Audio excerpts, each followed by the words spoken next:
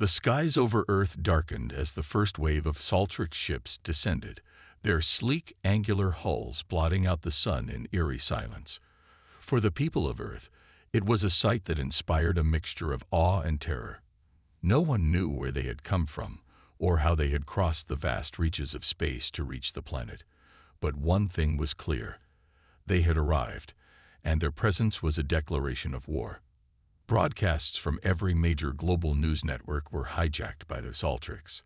The holographic image of Supreme Commander Frexor loomed large on every screen, his alien form towering over the planet's leaders. His voice, cold and devoid of any empathy, rang out in a broadcast that would be remembered for generations. "We are the Saltrix, the conquerors of thousands of worlds. You, insignificant insects, stand no chance against us. Bow before your new masters, or face extinction." Frexor's words were accompanied by images of Earth's cities being obliterated, buildings crumbling under the weight of energy blasts that reduced entire urban landscapes to rubble. It was a statement of power, a message to the people of Earth that resistance was futile. Around the world, chaos erupted. Governments scrambled to respond, military leaders were caught off guard, and citizens flooded the streets in panic. Most believed humanity's time was up. How could they, a species still struggling to survive on their own planet, hope to stand against such a technologically superior foe? But amidst the fear and uncertainty, there was a strange sense of defiance in the air. The world's leaders, shaken by the alien invasion, quickly found themselves divided. Some advocated surrender, believing it was the only chance to save humanity from total annihilation. Others, including General Samuel Ford of the United States military, argued that fighting back was the only option. "We can't just roll over," Ford shouted at an emergency council meeting. "We've survived worse. The human spirit will not break." Yet it wasn't the generals or the leaders of nations who would prove to be humanity's first line of defense. It was Dr. Laura Michaels, a relatively unknown astrophysicist and researcher at a small university, who sparked the first flame of hope. Watching Frexor's broadcast with a mixture of anger and fascination, she noticed something in the alien ship's technology that hadn't been fully analyzed. A vulnerability. A subtle flaw in their shield systems that, if exploited correctly, could provide a window of opportunity for attack. The Saltrix were arrogant. They believed they were invincible, but arrogance often led to oversight. "It's too early to give up," Dr. Michaels muttered to herself. She began furiously scribbling notes, her mind racing with possibilities. Humanity had always been underestimated, and if history had taught her anything, it was that the greatest victories often came when the odds seemed insurmountable. Across the world, scattered pockets of humanity were beginning to rise from their despair, refusing to believe that the fight was over before it even started. The alien fleet was vast and powerful, but there was one thing Frexor and his kind couldn't predict: the relentless ingenuity of the human race. While the Saltrix saw humans as nothing more than insects, they didn't understand the storm that was brewing on the horizon. A storm fueled by the will to survive, to fight for their home. Dr. Michaels stood up, her face set with determination. She had a plan, and though it seemed impossible, it was the only chance humanity had. With the alien ships hovering overhead, humanity had only one option: fight back or perish. The next few days were a blur of chaos, panic, and devastation. Cities fell as the Saltrix unleashed their deadly force, their massive ships hovering like harbingers of doom. But it wasn't just the alien weapons that wreaked havoc. It was the crushing blow to humanity's collective morale. Governments scrambled, military units scattered, and the masses fled to underground bunkers or made desperate attempts to escape on anything that could fly. Earth had become a war zone. But in the midst of this destruction, the spark of resistance was kindled. Dr. Laura Michaels' discovery, her insight into the flaw in the Saltrix shield technology, was shared in secret with a handful of military and scientific leaders. At first, the message was met with skepticism. How could one woman, a civilian scientist, truly offer any hope against an advanced alien race? Yet, as more evidence was gathered, the possibility began to feel real. The flaw in the Saltrix shields was subtle, but it was there. If the right weapon could be developed, humanity might just have a chance. Colonel Jane Carter, a seasoned military strategist, was one of the first to recognize the value of Dr. Michael's work. She had witnessed firsthand the horror of Earth's defense forces being obliterated. Tanks and fighter jets had been useless against the Saltrix weapons, their advanced plasma cannons reducing entire battalions to ash in seconds. Yet, something about Dr. Michael's idea stood out. If humanity could just figure out how to exploit this flaw, we might have a fighting chance. Colonel Carter contacted Dr. Michaels, and a secret meeting was set. Under the cover of darkness, a group of scientists, military personnel, and engineers gathered in an abandoned military facility deep within the mountains, far from the prying eyes of the alien surveillance. Here, away from the chaos, they began to work, creating new weaponry, reverse engineering alien tech, and trying to decipher every fragment of knowledge they could about the Saltrix. The resistance was still small, and their resources were limited. Yet, a sense of purpose began to emerge. It was no longer just about survival. It was about resistance. For the next several weeks, the human resistance operated under the radar. As the Saltrix systematically dismantled Earth's military forces, the humans focused on guerrilla tactics, small, calculated strikes designed to keep the invaders off balance. It wasn't about winning the war at this point.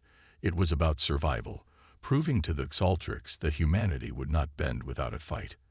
They hit strategic locations, sabotaging supply lines, and stealing any alien technology they could find. In the midst of the rebellion, Sergeant Michael Hawk, a former Special Forces operative, became one of the key leaders of the resistance. His expertise in unconventional warfare made him invaluable to the Ragtag group of fighters. His leadership was grounded in the understanding that this fight was more than just military, it was psychological. The Saltrix think they've already won, he said during one of the briefings. But they've made a mistake. They've underestimated us. We don't fight like they do. And that's going to be their downfall. As the resistance grew in strength, so too did their resolve. Civilians, scientists, and soldiers all came together to form a force that, though still scattered, represented humanity's refusal to simply roll over. Each victory, no matter how small, was a reminder that the fight was far from over. The turning point came when a small resistance cell managed to steal a functional piece of Saltrix technology, a portable energy weapon capable of disabling their shield systems. It was risky, but it worked. The humans, with their newly acquired tech, were able to deliver a devastating strike against a Saltrix supply ship, severely damaging their fleet and giving humanity its first major victory. Though the victory was small, it was enough to inspire hope. The invaders had suffered their first loss.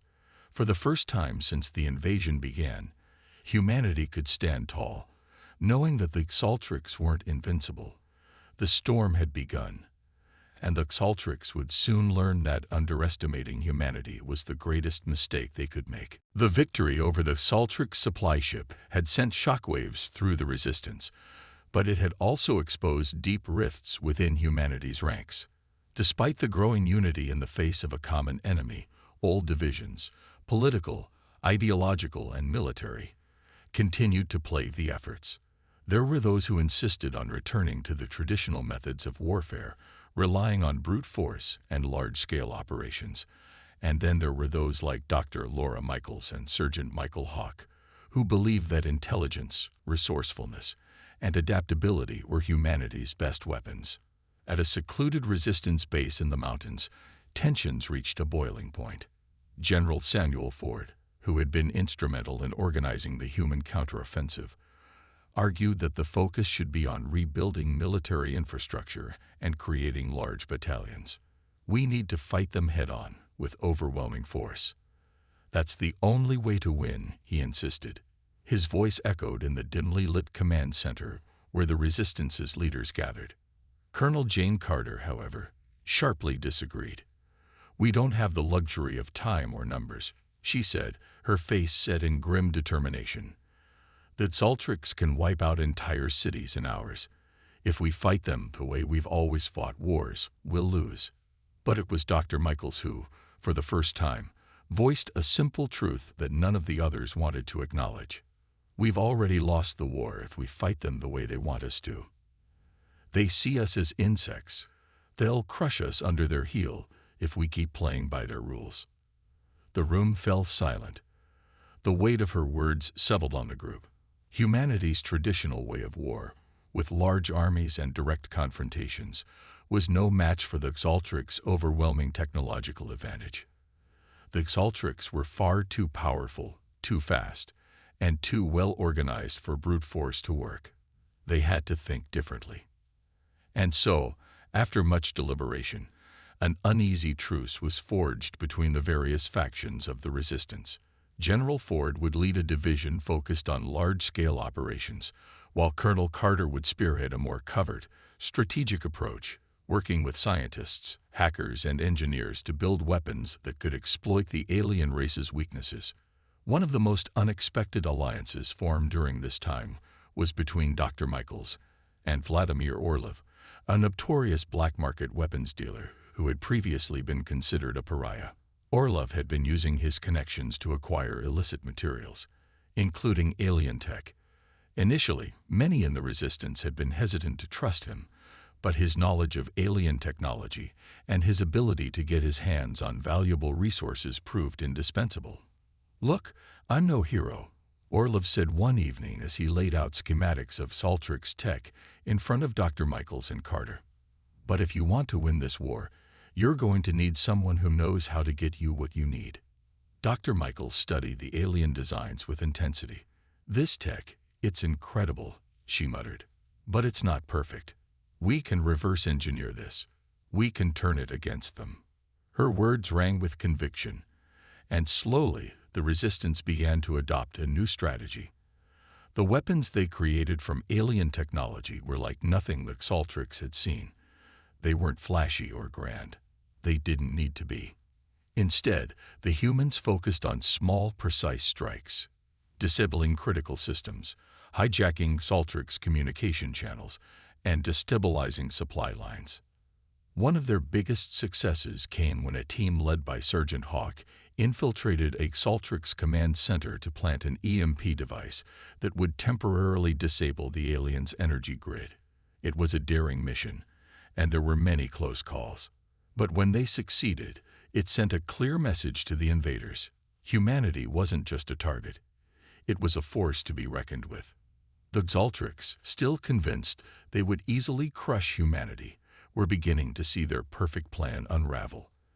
As their superior technology failed to guarantee them victory, their sense of invincibility started to crack.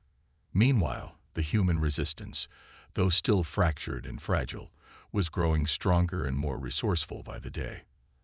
As the tide began to turn, the unlikeliest of alliances, scientists, hackers, soldiers, and even criminals, came together under one banner. They might not have had the strength of the Xaltrics, but they had something far more dangerous, a relentless drive to survive, and an unwavering belief that the Xaltrics were not as unstoppable as they thought. Dr. Michaels looked around the command center, where so many unlikely allies now worked side by side. "This is our strength," she said quietly. "We are all different, but together, we're unstoppable." In the midst of Earth's darkest hour, hope was beginning to blossom. And for the first time since the invasion began, humanity could see a path forward, a path that didn't rely on overwhelming force, but on their ability to think, adapt, and fight back with everything they had. For the first time since the Xaltrics invasion began, there was a sense of cautious optimism among the human resistance. The tide was beginning to turn, not with overwhelming force, but with a quiet, calculated precision. The success of their small strikes, disabling communication hubs, sabotaging Xaltric supply lines, and most notably, the EMP strike on a critical energy grid, had sent ripples through the invaders' command structure. The Xaltrics, who had once regarded humanity as nothing more than pests to be crushed underfoot, were starting to feel the pressure. And that, in itself, was a victory. The moment of truth arrived when Colonel Carter and her team managed to acquire a piece of alien technology, an energy disruptor capable of rendering the Xaltrix shields temporarily inactive. The artifact had been retrieved from a downed Xaltrix scout ship in the outskirts of a major city. It was a breakthrough, but they knew it was not enough to change the course of the war. A weapon was only as good as the courage and ingenuity of those wielding it, and now humanity had to prove that they could fight with everything they had. In the dead of night, a daring strike was planned. The target was a heavily fortified Xaltrix supply ship docked in a hidden underground base, located beneath the ruins of what had once been a sprawling metropolitan area. The supply ship contained critical resources and weaponry needed for the Xaltrix to complete their conquest of Earth. If humanity could successfully disable the ship, it would send a powerful message. Earth was not ready to fall. The human resistance was not ready to lose. The team assembled, led by Sergeant Michael Hawk, now the face of the human resistance's military strategy. Hawk, a man who had seen the worst of humanity's battles, now stood in front of a squad of soldiers and civilians alike, engineers, scientists, and hackers, each one carrying the weight of the mission on their shoulders. "I know the stakes," Hawk said, his voice firm but calm. "This isn't just about one mission.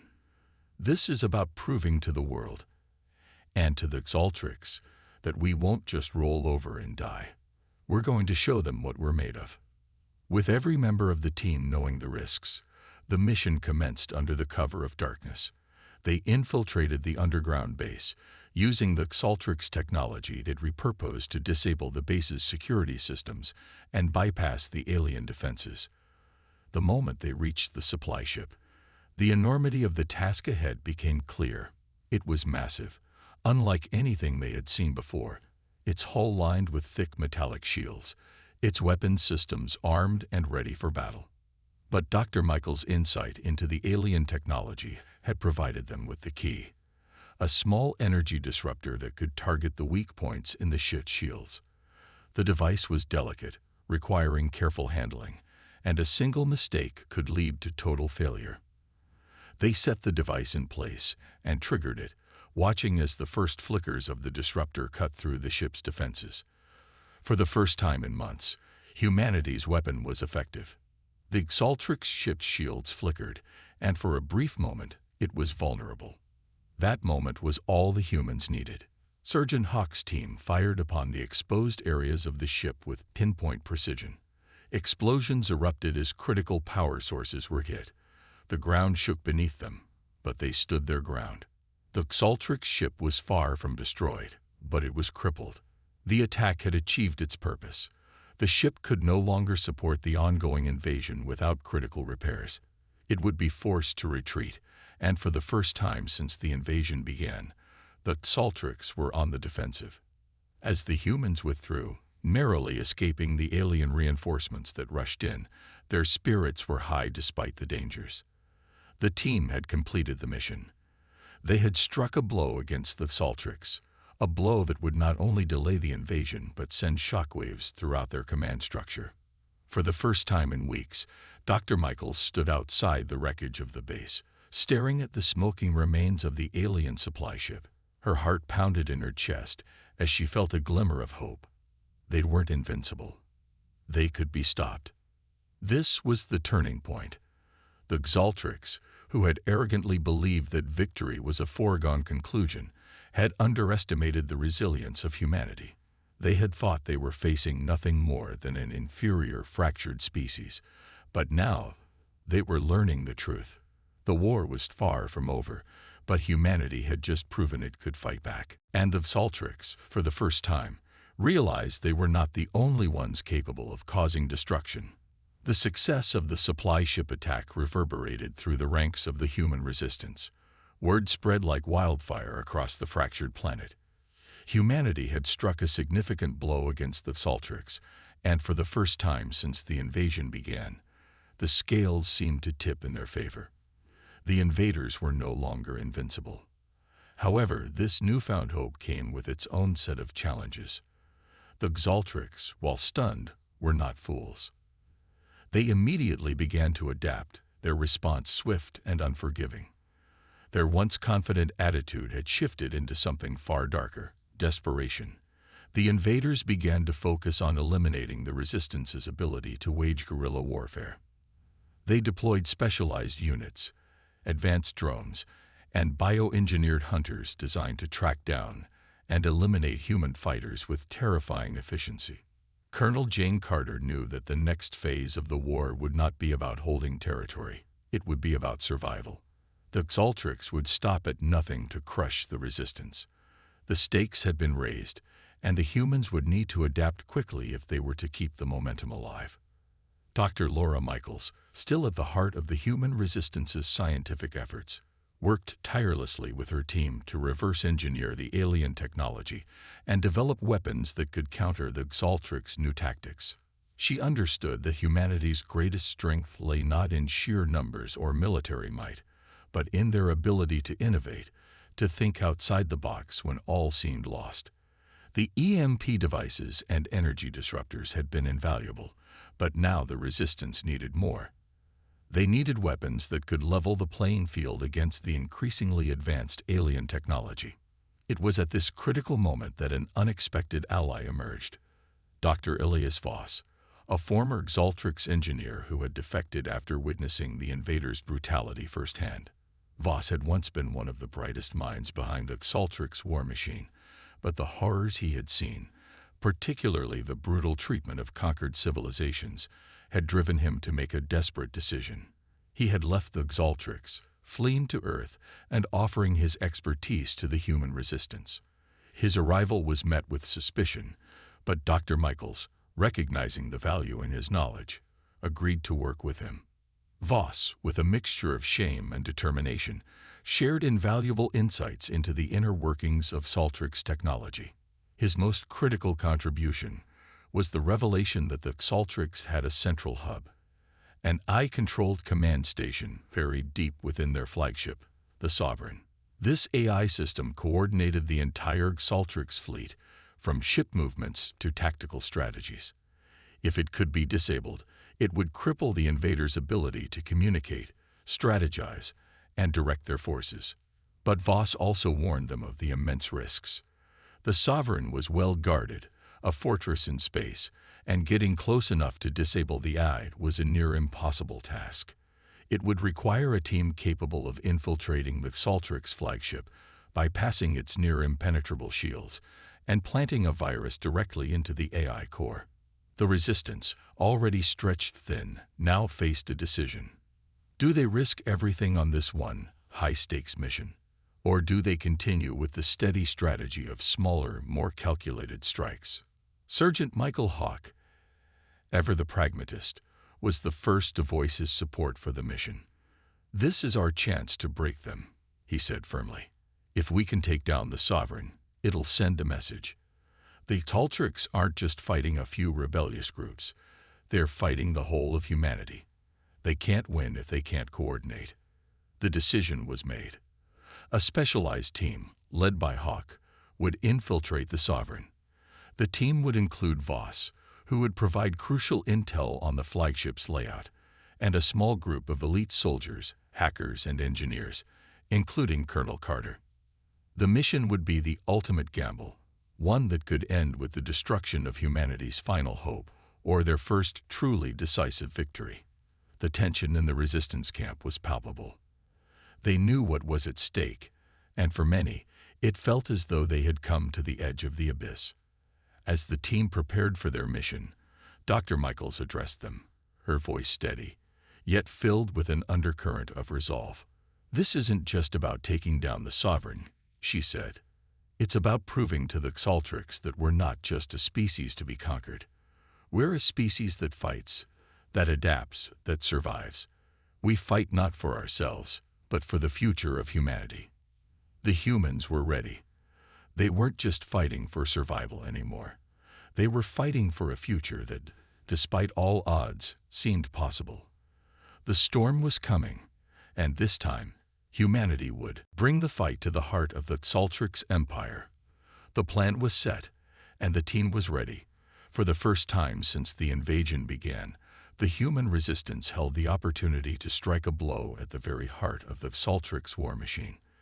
The target was the Sovereign, the Saltrix flagship, a formidable fortress in space.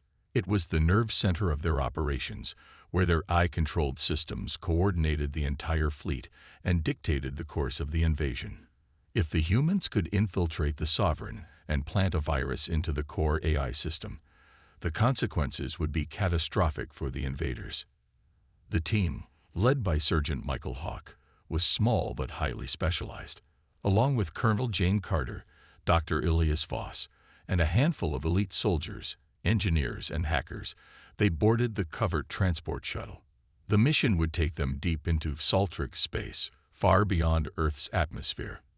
There would be no reinforcements, no second chances. If they failed, the consequences would be dire. The journey to the Sovereign was tense, the quiet hum of the shuttle's engines the only sound as the team suited up in the specially designed Saltrix camouflage suits that had been painstakingly reverse-engineered by Dr. Michaels and her team. These suits would help them blend in with the Saltrix's technology, allowing them to bypass some of the ship's internal defenses. As they approached the Sovereign, the sight of the massive vessel sent a chill down the spine of every team member. It was unlike anything they had ever seen, a black monolith floating in the void of space, surrounded by smaller support ships and guarded by a fleet of deadly drones. The sheer size and technological sophistication of the flagship were enough to make even the most hardened soldiers feel a momentary doubt. This was the heart of the Saltrix Empire. The mission was insanity in its purest form, but they had no choice. Once inside the flagship, they quickly navigated through the outer defenses, using Dr. Voss' insider knowledge to avoid detection. The Saltrix were ruthless, but they were also arrogant. They assumed that no human could possibly infiltrate their flagship, and that arrogance worked in the Resistance's favor.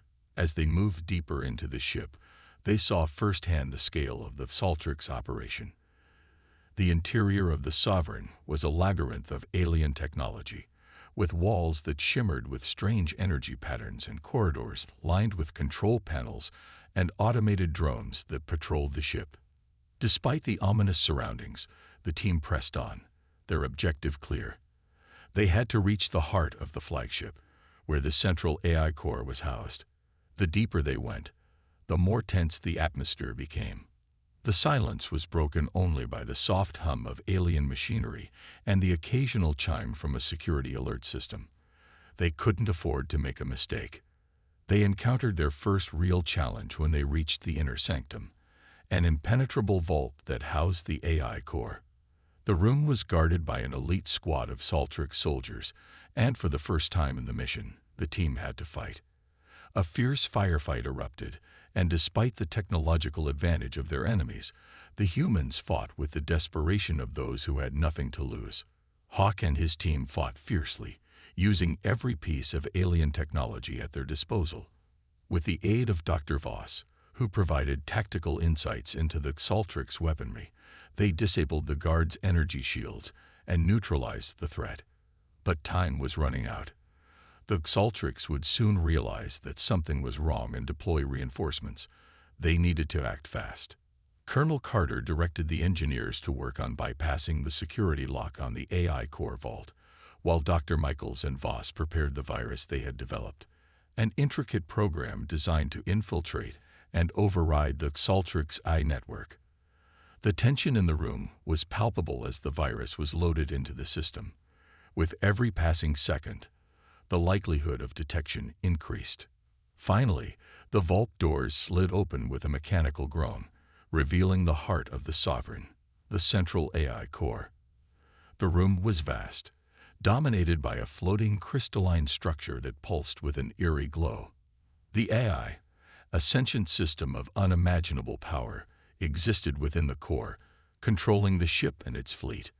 Dr. Michaels connected the virus to the core, her fingers shaking as she initiated the upload. "This is it," she said, her voice tight with anticipation. "Once the virus is in, there's no going back. We have to make sure it works."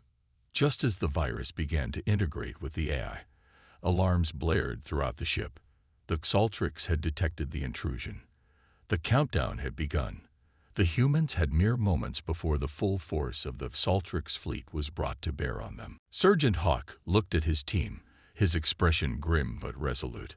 We make it out alive, or we don't make it out at all. Move.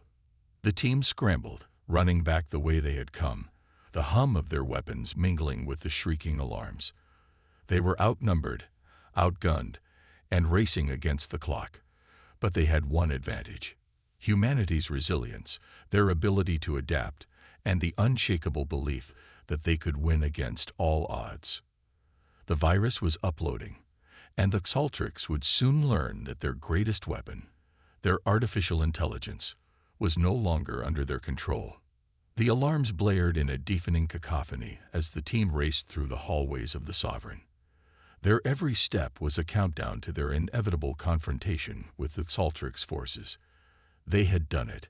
They had successfully uploaded the virus into the AI core, and the Xaltrix flagship was no longer under their control.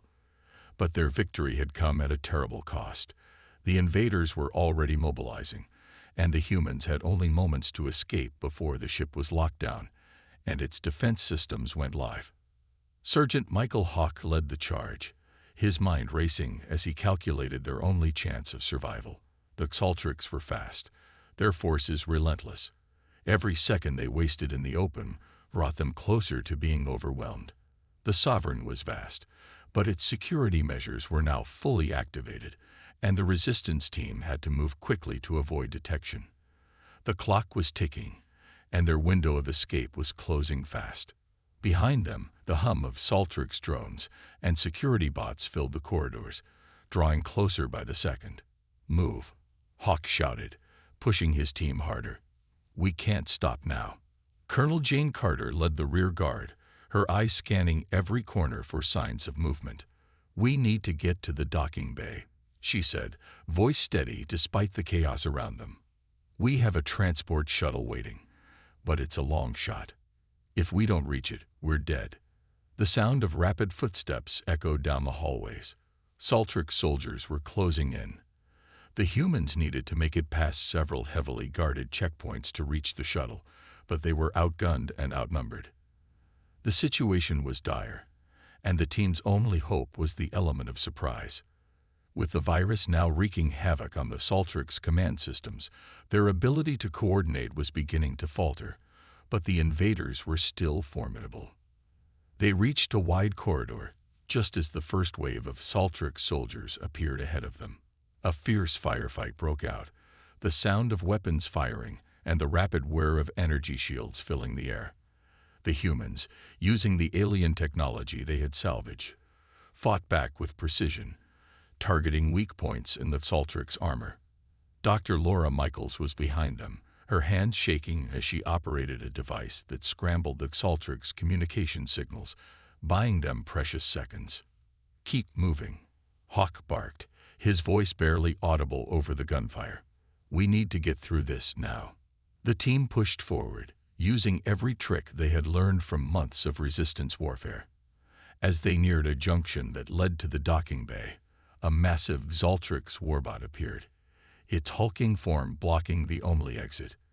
The creature, a heavily armored behemoth designed for crowd control, was armed with devastating weaponry and seemed impervious to their attacks. For a moment, all seemed lost. The team's weapons had little effect on the warbot, and retreating wasn't an option. But then, Sergeant Hawk saw it, a weakness in the warbot's armor, a small hatch on its back that wasn't reinforced. With no time to waste, he made a split-second decision. I need a distraction. Now, he yelled, rushing forward to engage the warbot head-on. Without hesitation, Colonel Carter and the others provided cover fire, drawing the warbot's attention.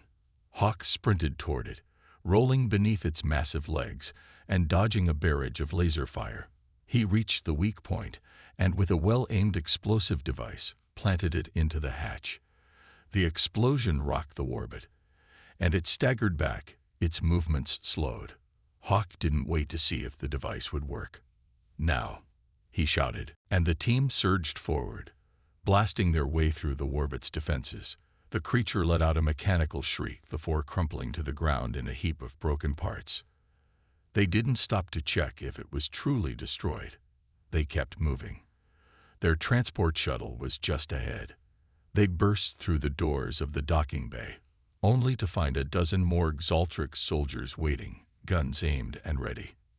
This time, there was no room for negotiation. The humans were tired, desperate, and running out of options. They had no choice but to fight for every last second. Dr. Voss, the former Xaltrix engineer, stepped forward, his eyes burning with urgency. "I've got something that might work," he said, revealing a small device he had kept hidden. It was a makeshift EMP generator, one that could disable the Xaltrix soldiers' weapons and shields temporarily. "I'll create an opening," Voss continued, "but we need to move fast." He activated the device, and in an instant, a pulse of energy radiated outward, short-circuiting the Xaltrix soldiers' weapons and shields.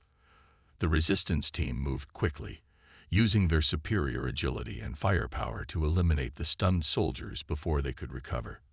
With the last of the enemies down, the humans rushed to the transport shuttle.